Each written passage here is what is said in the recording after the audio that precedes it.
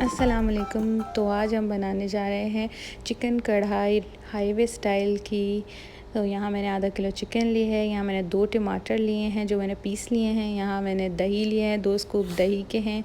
2 ہری مرچیں ہیں، ایک میں نے گارنشنگ کے لیے رکھی ہے اور ایک میں نے پکانے میں ڈالوں گی۔ یہاں میں نے 1 اسپون کٹا ہوا دھنیا، آدھا ٹی اسپون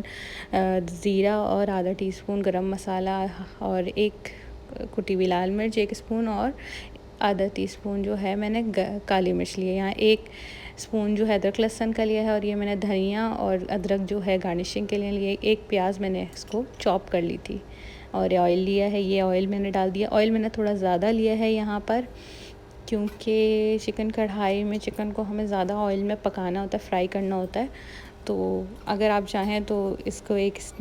اسٹیج پہ آ کے اس میں سے آپ آئل نکال سکتے ہیں۔ فی الحال ابھی میں اس میں ڈال رہی ہوں اپنی چاپ کی ہوئی پیاز، جو میں نے 1 چھوٹی سائز کی پیاز لے کے اس کو چاپ کر لیا تھا باریک، اور اس کو میں گولڈن براؤن کروں گی، زیادہ لال نہیں کروں گی۔ یہاں یہ گولڈن براؤن پیاز ہو گئی ہے اور میں ادھر ڈالی ہوں اپنے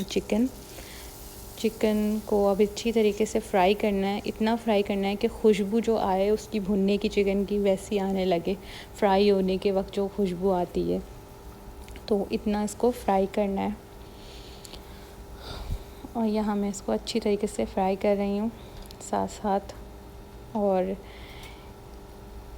یہاں میں نے اس کو ڈالی ہے ہری مرچ، جو میں نے بیچ سے کاٹ کے ڈالی ہے، 1 ہری مرچ ڈالی ہوں، آپ چاہیں تو آپ 2 ہری مرچیں بھی ڈال سکتے ہیں۔ ہمارے یہاں ذرا کم مرچ کھائی جاتی ہے تو اس لیے میں نے 1 ہی ڈالی ہے، ورنہ اگر آپ چاہیں تو 2 ڈال سکتے ہیں، 3 ڈال سکتے ہیں۔ یہاں میں نے 1 اسکوپ جو ہے ادرک لہسن کا پیسٹ ڈال دیا ہے اور اس کو اچھی طریقے سے فرائی کریں گے کہ ادرک لہسن بھی ہمارا اچھا سا بھن جائے، اس کی ہیگ ہوتی ہے، جو اسمیل ہوتی ہے وہ ختم ہو جائے۔ اور یہاں میں نے ڈال دیا ہے ٹماٹر کا پیورے جو میں نے بنایا تھا، اور اس کو بھونیں گے اچھی طریقے سے۔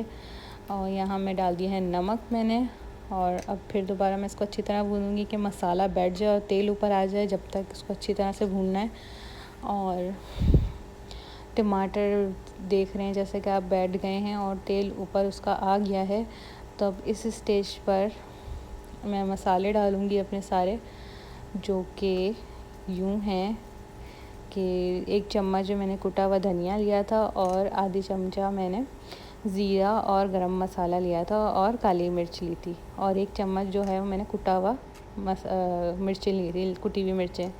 تو یہ میں نے ڈال دیا ہے۔ نمک میں نے پہلے ہی ڈال دیا تھا، اور اس کو اچھی طرح سے بھون گے۔ اب میں اس اسٹیج پہ میں دہی ڈالوں گی، جب پورا اچھی طرح مسالہ بھن جائے گا، پھر میں ہلکی آنچ کر کے اس میں نے دہی ڈالا ہے، اور یہاں میں نے دہی ڈال دیا ہے، اور اب اس کو ہلکی آنچ پہ پکائیں گے۔ جب تیل الگ ہو جائے گا، دہی الگ ہو جائے گا، مسالہ الگ ہو جائے گا، تیل الگ ہو جائے گا، تو پھر اس کو ہم آنچ تیز کر کے اس کا پانی خشک کریں گے۔ ابھی فی الحال اس کو ہم ہلکی آنچ پہ ہی پکائیں گے۔ ابھی میں نے تھوڑا سا پانی ڈال دیا ہے کیونکہ چکن کچی تھی، تو میں نے اسے دم لگا دیا ہے۔ تو اب اس کو ہم 15 منٹ کے بعد کھولیں گے۔ تو یہ 15 منٹ کے بعد چکن ہماری گل گئی ہے، کافی حد تک گل گئی ہے، 15 منٹ ہو گئے ہیں اور چکن گل گئی ہے۔ یہاں پہ چکن جلدی گل جاتی ہے ہماری طرف، تو یہ ہماری چکن گل چکی ہے۔ یہاں میں ڈالی ہوں کستوری میتھی، اور اس کو کرش کر کے جو خوشبو آتی ہے، بہت زبردست خوشبو آتی ہے، اور یہ میں نے ڈالی ہے ہری مرچیں، اور یہ میں نے ڈال دیا ہے ادرک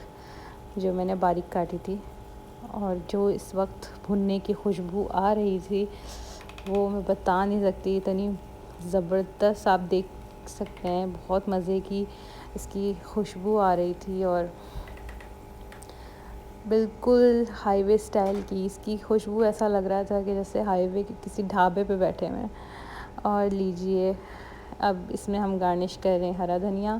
اور یہ لیجئے ہماری کڑھائی جو ہے وہ ریڈی ہو گئی ہے، اور ہم نے اس میں گارنشنگ بھی کر دی ہے اچھی طریقے سے۔ اور ویڈیو کیسی لگی بتائیے گا، اور لائک کریے گا، اور میرے چینل کو تھینک یو فار واچنگ۔ اللہ حافظ۔